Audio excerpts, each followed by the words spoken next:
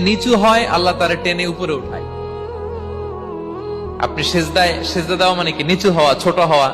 তো বিষ্ণু ইসলাম বলেছেন বেশি বেশি সেজদা দাও, তাহলে আপনার মর্যাদা সম্মান বাড়াই দিবে কে? সম্মানিত ভাইয়েরা, আমরা শুধু সেজদায় যে সুবহান রাব্বিয়াল আলা এটাই পড়ি, 3 বার শুধু এটাই পড়ি, কিন্তু বিষ্ণু ইসলাম সেজদায় যে আরো অনেক দোয়া পড়তেন, সেগুলো কি পড়েন আপনারা?